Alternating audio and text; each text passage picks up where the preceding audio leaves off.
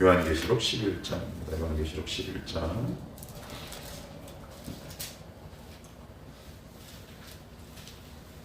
요한계시록 11장입니다. 한 절씩 교독하면서 봅시다. 또 내게 지팡이 같은 갈대를 주며 말하기를 일어나서 하나님의 성전과 제단과 그 안에 경배하는 자들을 측량하되 성전 바깥 바다는 측량하지 말고 경영하라. 이것은 이방인에게 주었은즉 그들이 거룩한 성전 마음을 하시리라. 내가 나의 두 증인에게 권세를 주리니 그들이 굵은 베옷을 입고 1260일을 예언하리라.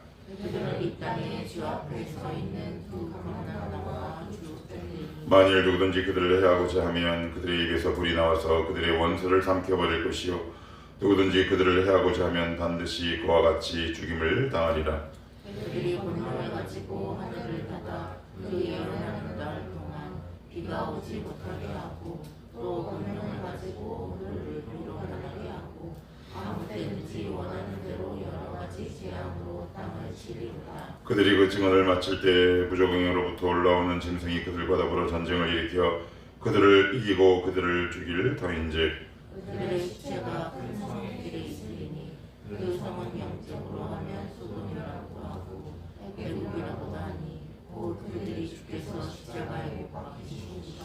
백성들과 족속과 방언과 나라 중에서 사람들이 그 시체를 사흘 반 동안을 보며 무덤에 장사하지 못하게 하리로다. 이 두 선지자는 땅에 사는 자들을 괴롭게 함으로 땅에 사는 자들이 그들의 죽음을 즐거워하고 기뻐하여 서로 예물을 드리리라 하더라. 3일 반 후에 하나님께로부터 생기가 그들 속에 들어가며 그들이 발로 일어서니 구경하는 자들이 크게 두려워하더라. 하늘로부터 큰 음성이 있어 이리로 올라오라 하니 그들이 듣고 구름을 타고 하늘로 올라가니 그들의 원수들도 구경하더라. 그때 큰 지진이 나서 성 10분의 1이 무너지고 지진에 죽은 사람이 7천이라. 그 남은 자들이 두려워하여 영광을 하늘의 하나님께 돌리더라.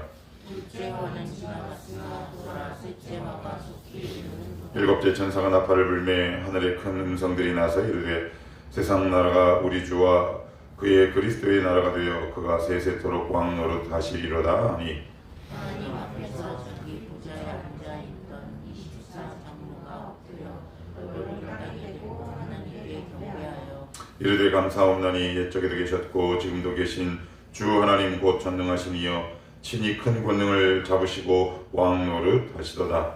이방인들이 분노하며 주의 진노가 내려주고 심판하시며 종소들과 성도들과 또 작은 자든지 큰 자든지 죄인을 경외하는 자들에게 상 주시며 또 땅을 망하게 하는 자들을 영원시킬 때 같이요 시작. 이에 하늘에 있는 하나님의 성전이 열리니 성전 안에 하나님의 언약궤가 보이며 또 번개와 음성들과 우레와 지진과 큰 우박이 있더라. 아멘. 계속 반복드립니다. 요한계시록은 예수 그리스도에 관한 책이다. 그리고 승리에 관한 책이다. 승리의 책입니다. 승리란 말 이면에는 전제 조건이 있죠. 뭐가 있나요? 아무것도 안 일어나고 계속 평안하면 그게 승리인가요? 승리에는 전투라는 전제 조건이 있어요. 그러니까 전투가 있다는 얘기는 서로 간에 약간의 피를 흘리지만 결국 우리가 승리한다 라고 얘기해요. 그러니까 여러분들이 잘 이해하셔야 돼요.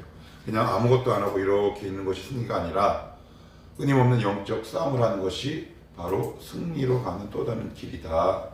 그리고 세 번째, 회화적 이미지로 가득 차 있는 것이 요한계시록이지만 그 안에 있는 언어적, 즉 말씀에 집중해야 합니다. 그리고 계속 이야기하는 게 지금 교회와 성도에 관해서 이야기합니다. 왜 이렇게 자꾸 이런 이야기를 반복하느냐 하면 그 당시 박해받던 그 당시 시대적 배경이 있었다고 그랬어요. 로마 황제의 핍박에 못 이긴 그 수많은 교회들이 어려움을 당하고 그들이 장차 소망을 잃어버릴 때 그들에게 과연 힘이 될 말은 뭐가 있을까? 너희들이 믿는 주가 누구인지를 알려줘야겠죠. 그리고 너희들은 반드시 승리한다. 그러니까 박해를 이길 수 있는 힘이 되는 거죠.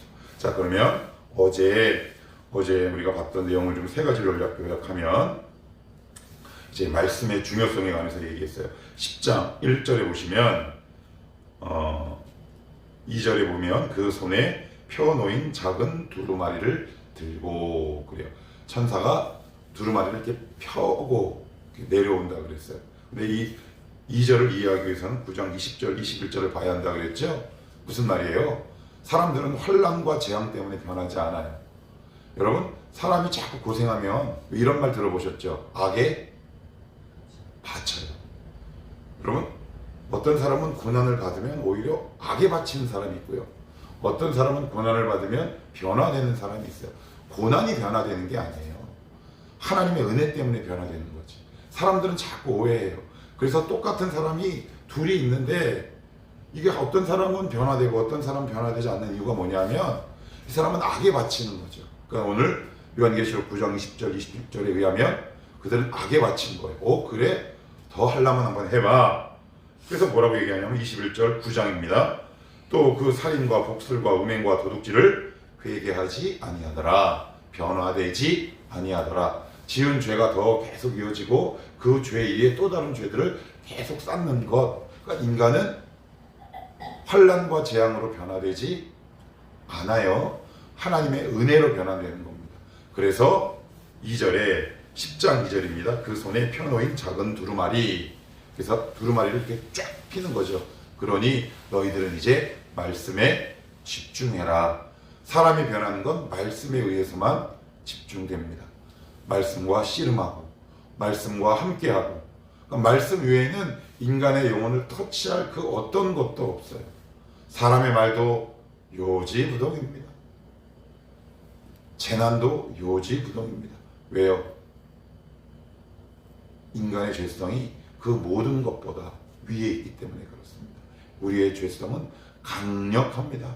그래서 그 죄성을 컨트롤할 수도 있고 제어할 수 있는 유일한 도구요 방법은 바로 하나님의 말씀이에요. 왜요? 말씀 자체가 능력이기 때문에 그렇습니다. 말씀 자체가 곧 하나님이기 때문에 그렇죠. 그래서 말씀의 중요성, 이 세상이 끝남을 가까우면 보면 볼수록 우리가 붙들어야 할 것은 말씀이다. 그리고 이 말씀을 다 알 수 없어요. 그래서 이단들은 뭐라고 얘기한다? 너희가 기성교회에서 알지 못하던 새로운 말씀을 알려주겠다. 그래서 이렇게 그들을 꼬드긴다고, 그를 미혹하고 유혹한다 그랬어요. 근데 거기에 혹하고 넘어가시면 안 된다. 그래서 신명기 29장 고린도후서에 이런 말씀이 있어요. 신비에 속한 것은 하나님의 것, 그리고 고린도후서에는 지금은 거울을 본 것 같이 희미하다. 이런 말씀들이 있다 그랬습니다. 그게 뭐냐 하면 우리가 66권을 다 알 수 없어요. 만약에 여러분 우리가 66권의 내용을 다 안다 그러면 우리는 하나님을 안 믿어요. 내가 다 아는데 뭐하러 믿어요? 나랑 똑같은데. 그래서 하나님은 제한을 두신다. 그것이 은혜요 긍휼이다. 그래서 중요한 건 말씀을 다 알지 못해도 내가 지금 알고 있는 말씀에 순종하고 살아내는 것이 더 중요하다. 어제는 말씀 시간 관계상 못 드렸는데 우리나라에 맨 처음에 복음이 들어온 것은 뭐냐면 성경 66권이 아닙니다. 성경 66권이 아니라 여러분 들어보셨나요? 쪽복음. 복음이 이렇게 쪽으로 들어왔어요. 마태복음, 마가복음, 요한복음. 그래서 이렇게 소책자로 들어왔단 말이에요. 그러면 그들이 그것을 보고 변화됐을까요? 안 됐을까요? 그것이 바로 우리나라 복음의 시초란 말이에요. 66권 가운데 한 권인데 그거 갖고 어떻게 구원을 어떻게 받아요? 66분의 1만 받아야지. 아니란 말이죠. 근데 그들은 비록 쪽복음으로 예수 그리스도를 만났지만 그 복음서를 통해 만난 예수님의 말씀에 순종한 결과 우리나라는 그 당시 아시아에서 유래를 찾아볼 수 없는 대부흥을 경험하게 되는 것이다. 자, 그러면 하나님께서는 이 비밀이라는 것이 있는데, 그러니까 비밀이란 말을 자꾸 하면 신비한 목사 같고 신기한 교회 같은데, 골로새서에 보시면 제가 읽어드릴게요. 그냥 여러분들 듣기만 하세요. 아주 성경은 딱 못을 박았어요. 이 비밀이 누구냐? 골로새서 2장입니다. 이는 그들로 마음의 위안을 받고 사랑 안에서 연합하여 확실한 이의 모든 풍성함과 하나님의 비밀인 그리스도를 깨닫게 하려 함이니 그 안에는 지혜와 지식의 모든 보화가 감추어져 있느니라. 성경이 말하는 비밀은 뭐다? 예수 그리스도다. 그래서 내가 기성교회에서 알지 못하는 재미있는 성경 공부를 알려주겠다. 이건 거의 100% 이단이다. 그런데 이 비밀은 예수 그리스도를 우리에게 알려주셨다, 알려주지 않으셨다. 여러분 믿잖아요. 그분의 이름으로 기도하시잖아요. 오늘도 출근하셔야 되는데 이 자리에 나오셨잖아요. 왜요? 비밀인 예수 그리스도를 우리 안에 소유하고 있기 때문에 그래요.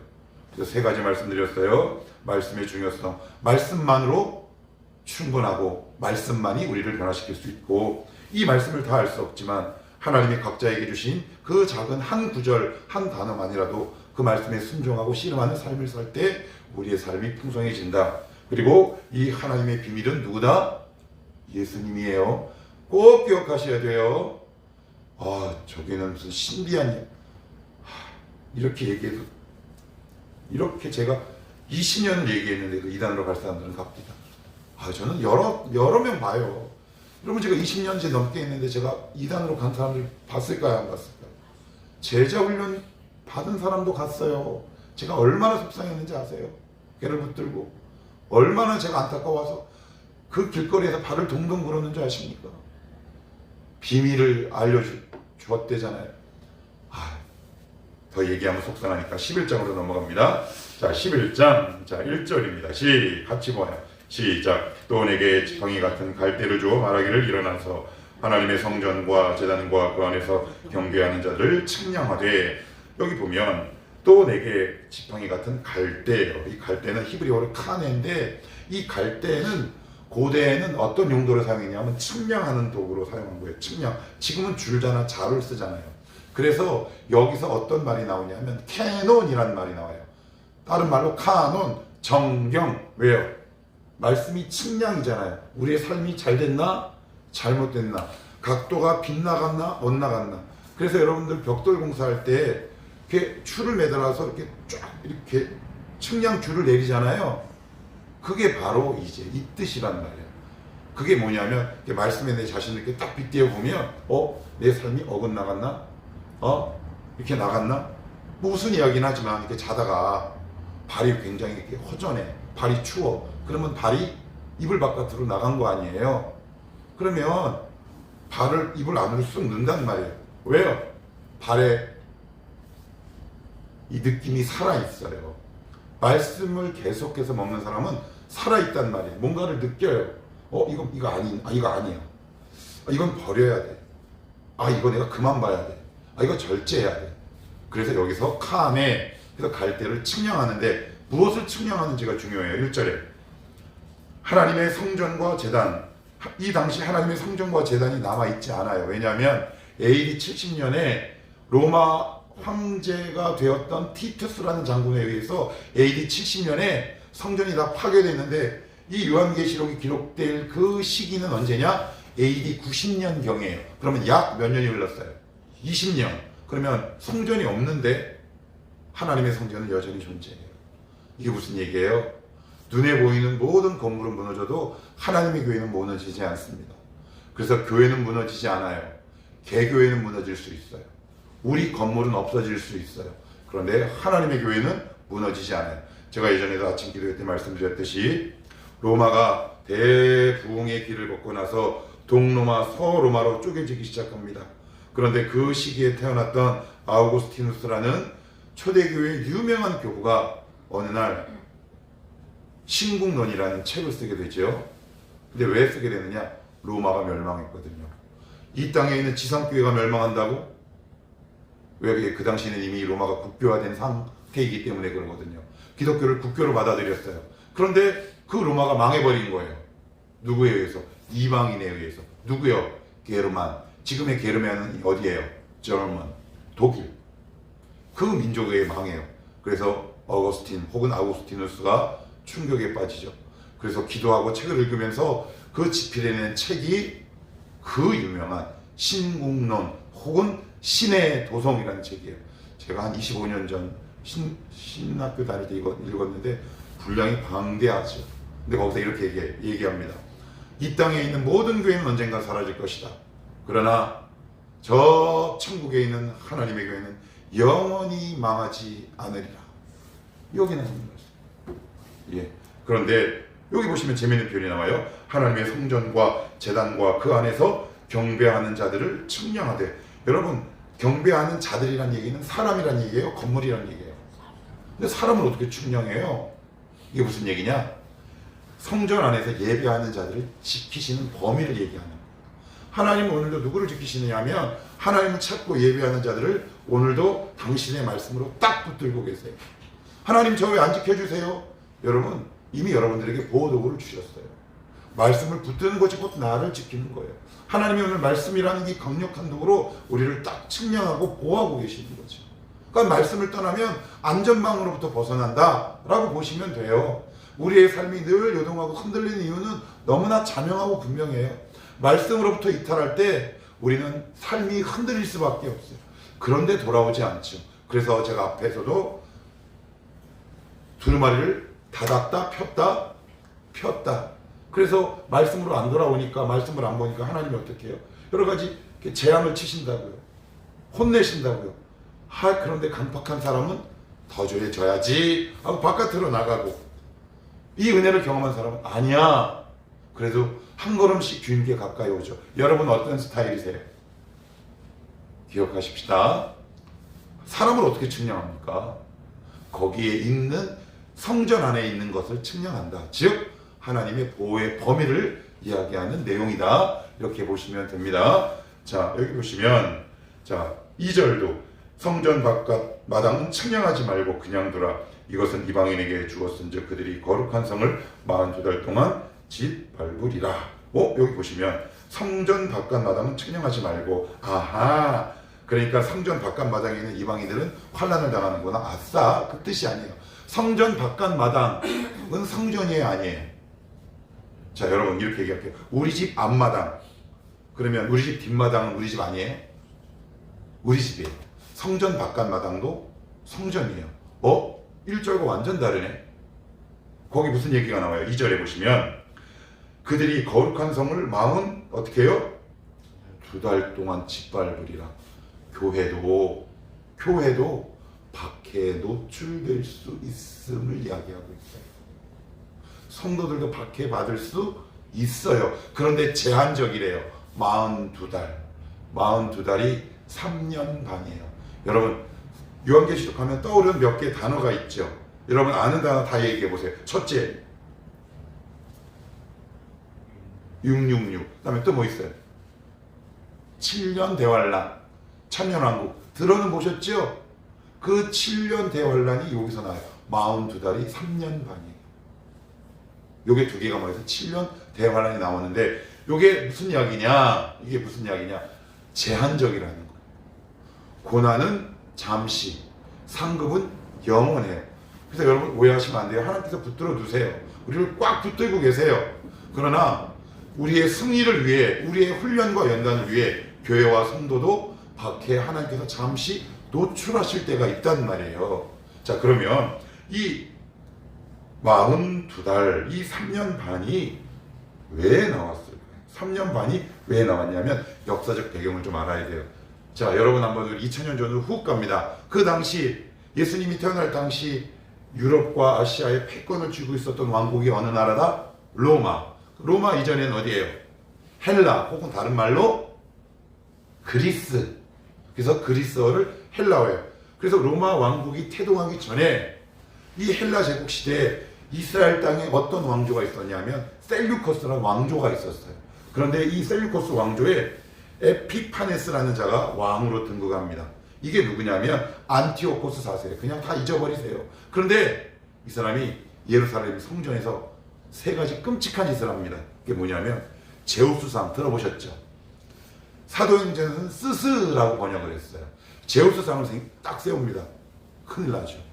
그 다음에 두 번째, 제사는 돼지고기로 제물을 드려요, 못 드려요? 못 드려요. 돼지고기로 제사를 드려요. 세 번째, 안식일과 할례를 금지해버려요. 그 기간이 3년 반. 그래서 3년 반이 여기서 나는 거예요. 그럼 막 해석하시면 안 되는 거예요. 역사적 배경이 다 있다. 그러니까 무슨 얘기예요? 꼭 3년 반이다 라는 얘기가 아니라 제한적이다. 우리의 고통도 제한적이다. 우리의 박해도 한시적이다 라는 것을 우리에게 알려주고 있어요. 자, 3절도 한번 보시면, 자, 시작. 내가 나의 가치여, 시작. 내가 나의 두 증인에게 권세를 주니 그들이 붉은 베옷을 입고 1260일을 예언하리라. 여기 보시면 1260일이 요게 바로 3년 반이에요. 자, 그러면 두 증인입니다. 두 증인. 근데 여기서 둘이라는 숫자는 왜 나왔을까? 근데 여러분, 우리가 배웠어요. 여러분들도 너무 잘 알아요. 목사님 모르겠는데요. 제가 이렇게 말씀드렸어요. 요한계시록은 신약과 구약이 지리와 시내와 강을 타서 바다에서 만나듯 요한계시록은 신약과 구약이 함께 만나는 결정판이다. 그럼 어디서 나왔다는 얘기예요? 그죠? 마태복음 18장을 한번 찾아봅시다. 마태복음 18장입니다. 마태복음 18장입니다. 11절로부터 한번 봅시다. 마태복음. 자, 어디서 보시냐면 여기서부터 봅시다. 18장 15절 먼저 한번 볼게요. 15절 시작. 내 형제가 죄를 범하거든 가서 너와 그 사람과만 상대하여 권고하라. 만일 들으면 내가 내 형제를 얻을 것이요. 16절. 만일 듣지 않거든 한두 사람을 데리고 가서 두세 증인의 입으로 말마다 확증하게 하라. 20절로 읽어요. 시작. 두세 사람이 내 이름으로 모인 곳에는 나도 그들 중에 있느니라 라는 말이에요. 이 말을 우리는 어떻게 이해하냐면, 목회자들이 어떨 때 가장 많이 입력하냐면 모여라 꿈동산, 그죠? 모여라, 이런 의미로 말을 전하는데 완전히 다른 의미예요. 이게 무슨 얘기냐? 증인의 개념이에요. 하나님의 말씀이 선포되는 것, 예수 그리스도의 복음을 전하는 그 두 사람을 얘기해요. 그래서 여기에서 바로 두 증인이 나온 거예요. 근데 왜 두 증인이냐? 여러분 생각해 보십시오. 예를 들면 두 증인이 있어요. 그런데 두 증인의 증언이 상반돼. 그러면 이것이 법정에서 채택이 돼야 안 돼요? 안 되죠. 두 사람의 증언이 다 같아요. 우리 주님이 되게 합리적인 분이신 거예요. 한 사람만 딱 이렇게 하지 않고 두 사람, 복음도 두 사람. 그래서 여기서 유래된 말이 과연 보다 두 증인이 여기서 나왔고, 그리고 여기서 두 증인은 이미 포로기 때 우리가 한번 살펴봤던 사람들을 상징하기도 한다고 해요. 누구냐? 대제사장 여호수아와 스룹바벨을 상징해요. 그런데 중요한 건 마태복음 18장. 그래서 두 증인, 두 사람은 어떤 개념이다? 증언의 개념이에요. 그러니까 주님은 오늘도 어디에 함께 하시냐면 말씀이 선포되는 것. 이게 단순히 말씀을 선포되는 것은 되게 포괄적인 개념이에요. 예수 그리스도를 전하는 것도 포함이고 성경 66권 하나님의 말씀을 전하는 것도 함께 포함되는 거예요. 그러니까 여기에 주님의 눈이 계시는 거죠. 하나님의 말씀이 바르게 선포되는 곳, 그렇게 이해하시면 돼요. 다시 요한계시록으로 가봅시다. 자, 3절. 내가 나의 두 증인에게 권세를 주리니 그들이 굵은 베옷을 입고 1260일을 예언하리라. 자, 지금 2절에 보시면 42달 동안 계속 짓밟죠. 그죠? 그런데 그들이 다시 증언해요, 안 해요? 교회가, 성도가 복음을 전하는 거예요. 복음을 전하는 거예요. 여러분, 여기서 굉장히 중요한 원리가 있어요. 시간 관계상 찾아보진 않을게요. 초대교회에 베드로의 설교를 인용하면 그래요. 내가 하나님의 말씀을 들으랴 너희의 말을 들으랴, 이런 말씀이 나와요. 이게 무슨 얘기냐? 초대교회 사도를 비롯한 대부분의 성도들은 신앙생활 하다가 말씀을 전하다가 박해가 오면 어떻게 기도했냐면 이렇게 기도해요.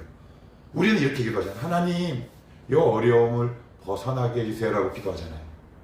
그런데 초대교회는 그렇게 기도하지 않고 하나님, 박해를 뚫고 말씀을 전할 수 있는 용기와 믿음을 주시옵소서라고 기도해요. 여러분, 거기서 기적이 일어나요.